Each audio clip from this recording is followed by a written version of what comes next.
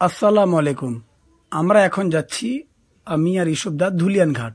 ওখানে ইলিশ মাছ খুব কম দামে পাওয়া যাচ্ছে, তার জন্য আমি আর ইসুফদা বেরিয়ে পড়লাম। তারপর আপনারা দেখতে পাচ্ছেন গ্রামের দৃশ্য কত সুন্দর, চারদিকে সবুজ গাছপালা, তারপর বৃষ্টির জল, উপরে নীল আকাশ দেখতে পাচ্ছেন আপনারা। তো আপনারা অবশ্যই ভিডিওটাতে লাইক কমেন্ট করবেন আর বেশি বেশি করে ভিডিওটা আপনারা শেয়ার করবেন। তারপরে একটা ছোট্ট বাজার পার করছি, দেখতে পাচ্ছেন।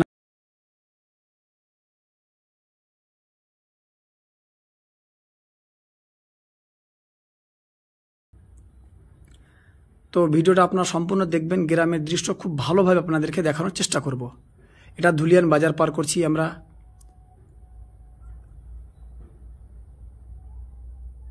তারপর আমরা এখনই ধুলিয়ান ঘাট ঢুকবো। এর তো ধুলিয়ান ঘাট চলে আসলাম। সামনে দৃশ্য আপনারা দেখতে পাচ্ছেন, অনেক বড় একটা নদী। তো এই ধুলিয়ান ঘাটে ইলিশ মাছ খুব কম দামে পাওয়া যাচ্ছে, আপনারা ভিডিওটা সম্পূর্ণ দেখবেন। তো এর তো দেখতে পাচ্ছেন কত সুন্দর ভিউ।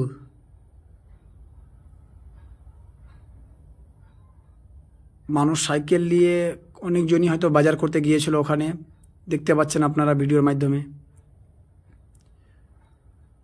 জল অনেকটাই বেড়ে গেছে, কারণ এখন বৃষ্টির সময়।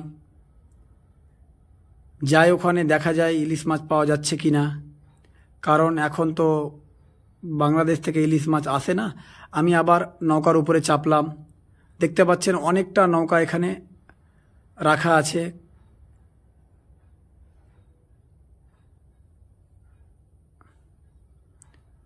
কত সুন্দর ভিউ আপনারা দেখতে পাচ্ছেন, আর বড় বড় নৌকা এখানে। এখন সবটা নৌকা জলের জন্য ওখানে রাখা আছে। সাইডে আপনারা দেখতে পাচ্ছেন ভিডিওতে, দেখেন জল কতটা বেড়ে আছে, আর ভিউজ দেখেন আপনারা কত সুন্দর। উপরে আকাশটা দেখো কত ভালো লাগছে না, চারদিকে জল।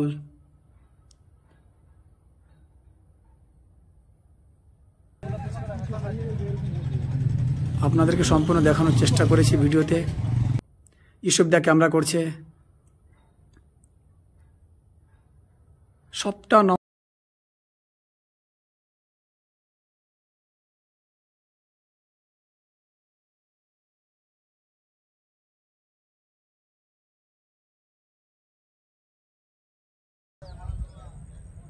আমাদের মনটা খুবই খারাপ। আমরা ধুলিয়ান ঘাট যেটার জন্য গিয়েছিলাম, ইলিশ মাছ ওখানে পাইনি। ওখানকার মানুষকে জিজ্ঞাসা করলাম, ওরা বলছে এখন ইলিশ মাছ ঘাটে আসে না। তো আপনারা এক কাজ করেন, ধুলিয়ান বাজার যান। ওখানে গিয়ে দেখছি একটা বড় ইলিশ মাছ ছিল, ছোট মাছ ছিল। তো আমরা ছোট মাছ নিতাম না। তো মানুষটাকে জিজ্ঞাসা করলাম কত টাকা কিলো, ও বলছে 2200 টাকা কিলো। তো ও আবার বলছে মাছটা একজন নিয়ে এনেছে। তো আমাদের মনটা আরও খারাপ। তো আমরা কি করব, ওখান থেকে বাড়ি বেরিয়ে পড়লাম। সন্ধ্যা লেগে যাচ্ছে, আপনারা ভিডিওতে দেখতে পাচ্ছেন। তো আমরা লাস্ট পর্যন্ত ইলিশ মাছ পাইনি। তো আমাদের মনটা একটু খারাপ। তো আপনারা অবশ্যই কমেন্ট করে বলবেন ভিডিওটা আপনাদেরকে কেমন লাগলো। ভিডিওটা আমি এখান থেকে শেষ করলাম।